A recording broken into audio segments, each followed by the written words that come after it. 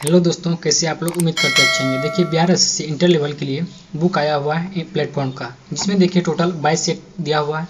इस बुक में देखिए हर एक सेट में 75 प्रश्न दिया हुआ, जिस तरह से एग्जाम में पूछे जाते हैं उसी पैटर्न पर आधारित। देखिए इस बुक में जो है हर एक सेट में साइंस के 25 प्रश्न और जीके जीएस के टोटल 50 प्रश्न दिया हुआ है। देखिए इस वीडियो से पहले अभी तक हम 15 सेट कंप्लीट करा दिए हैं। अगर अभी तक आप सभी सेट को नहीं देखे हैं तो प्लेलिस्ट में जाके सभी सेट को देख सकते हैं। अगर आप इस सेट का पीडीएफ लेना चाहते हैं तो आप हमारे टेलीग्राम ग्रुप को ज्वाइन कर लीजिए, पीडीएफ वहाँ पे मिल जाएगा। चैनल पे पहली बार आएंगे तो चैनल को सब्सक्राइब कीजिएगा, वीडियो अच्छा लगे तो लाइक कीजिएगा, किसी प्रकार की दिक्कत है तो कमेंट में जरूर बताइएगा।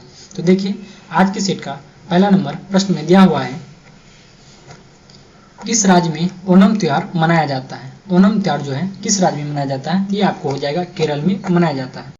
अगला प्रश्न है, किसने मिस दिबा यूनिवर्स 2022 का खिताब जीता है? तो इसका आंसर ऑप्शन नंबर सी हो जाएगा आपको दीपिका राय ने। किसने जीता है? दीपिका राय। अगला प्रश्न है प्रश्न संख्या 3, कौन यूएईएफ महिला चैंपियनशिप लीग में खेलने वाली पहली भारतीय फुटबॉलर बनी है? तो इसका आंसर हो जाएगा ऑप्शन नंबर बी मनीषा कल्याण। कौन सा बना है? मनीषा कल्याण बना है।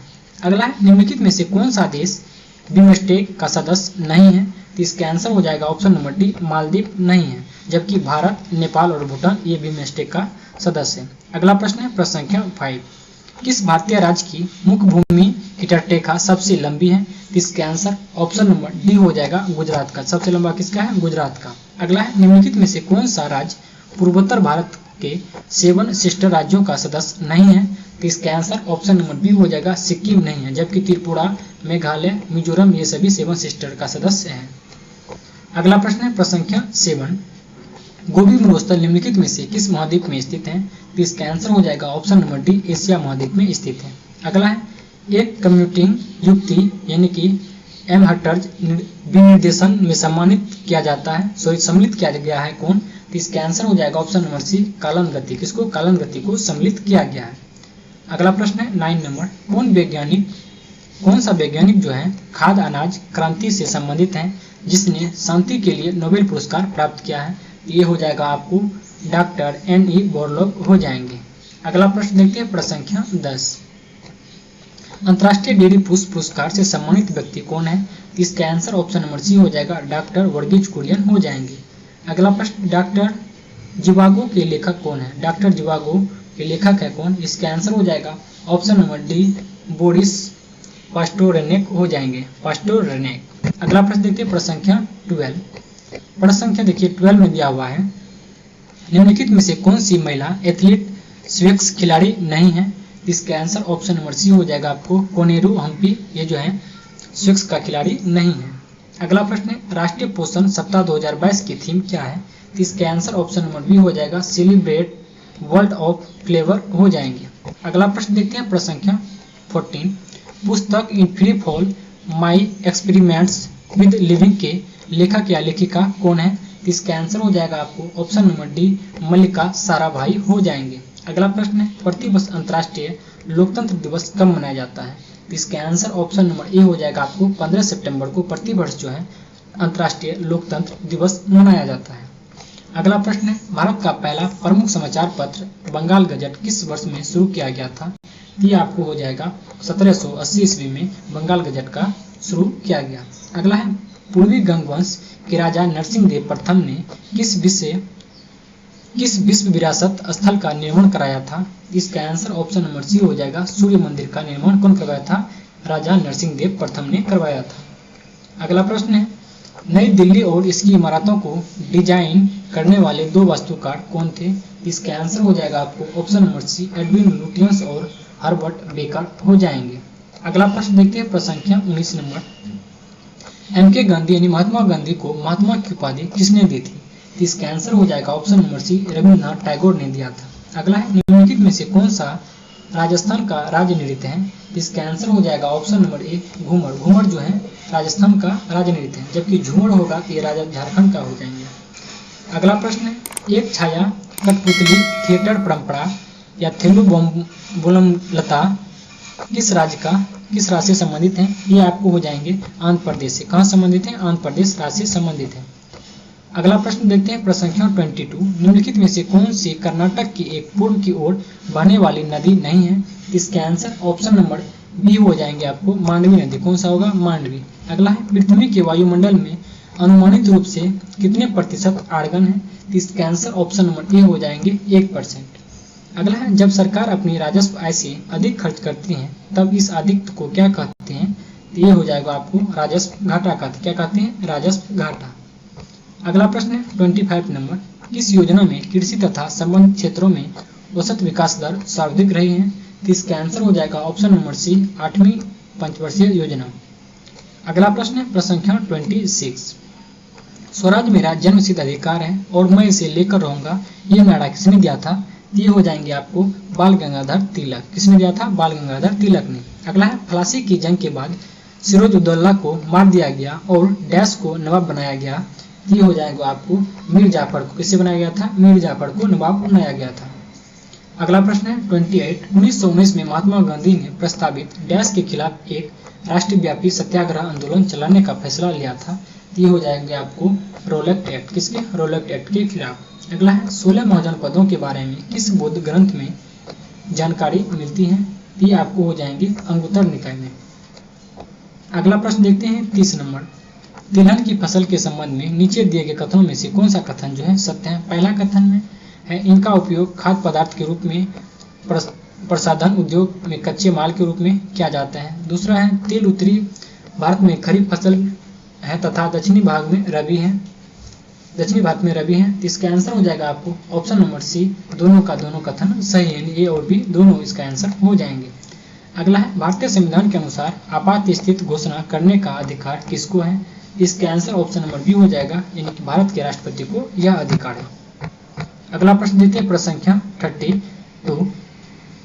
32 देखिए प्रश्न है दिवालियापन और दिवाला भारत के संविधान की 7वीं अनुसूची में दी गई है या डैश सूची में सूचीबद्ध है? तो इसका आंसर हो जाएगा ऑप्शन नंबर डी, ये जो है समवर्ती सूची में सूचीबद्ध किया गया है। अगला है किन राज्यों में साझा उच्च न्यायालय है?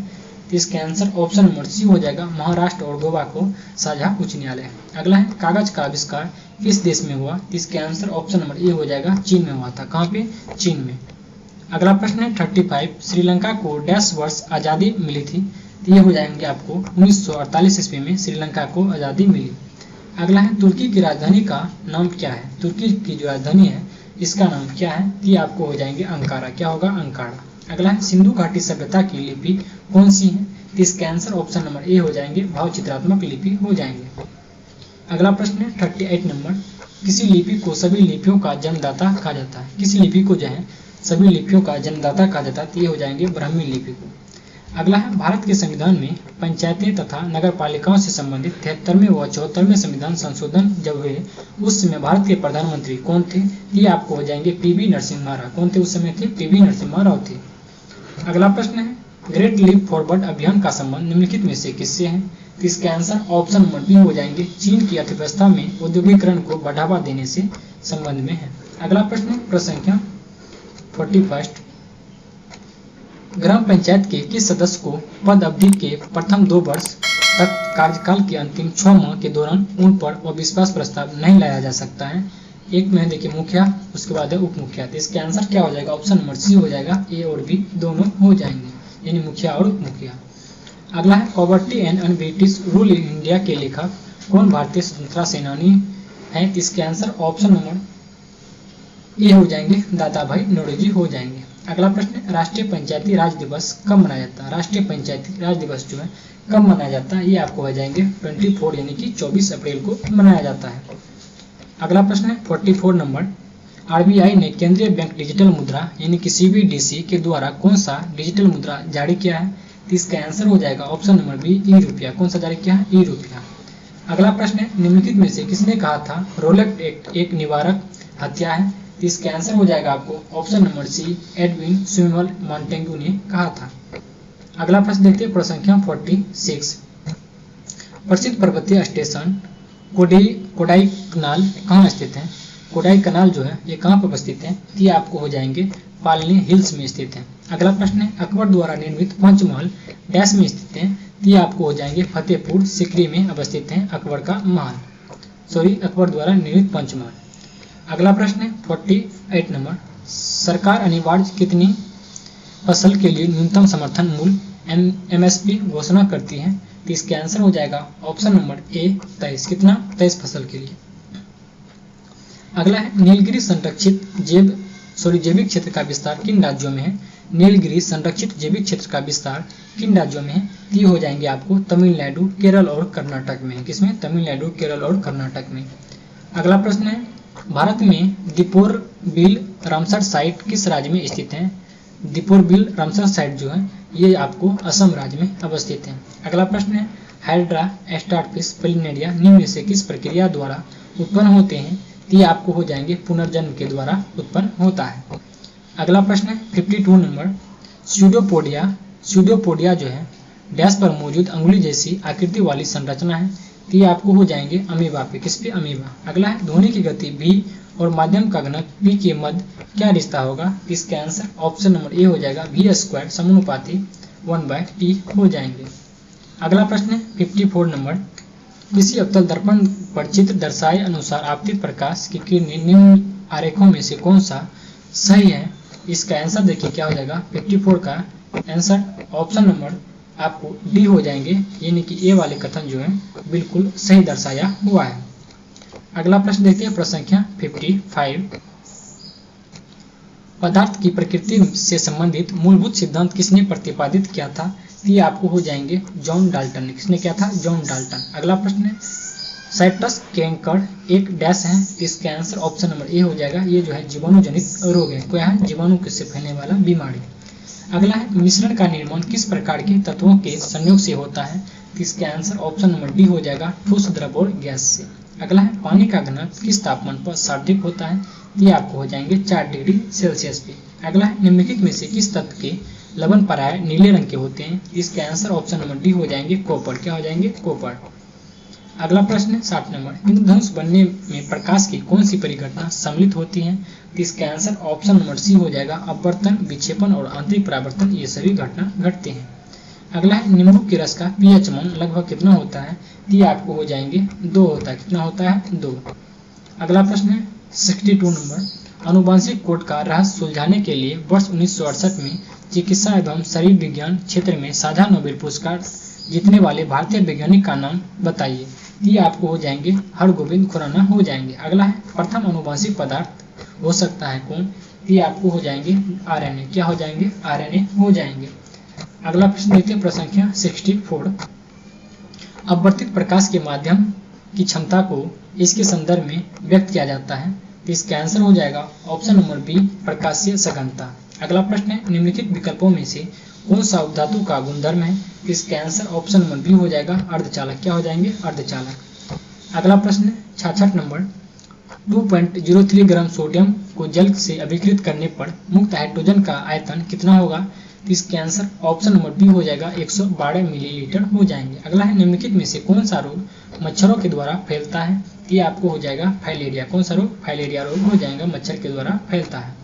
अगला है ऑक्सीजन की अनुपस्थिति में सबस्ट्रेट को पूर्ण विघटन को डैश कहा जाता है। ये आपको हो जाएंगे अनोक्सी शोषण कहा जाता है। क्या कहा जाता है? अनोक्सी शोषण।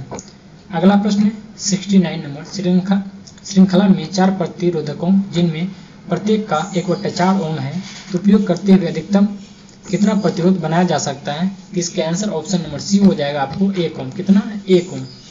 अगला प्रश्न देखते हैं प्रश्न संख्या 70 नंबर, यदि मेढक टिड्डे को खा जाए तो ऊर्जा का स्थानांतरण किस दिशा में होगा?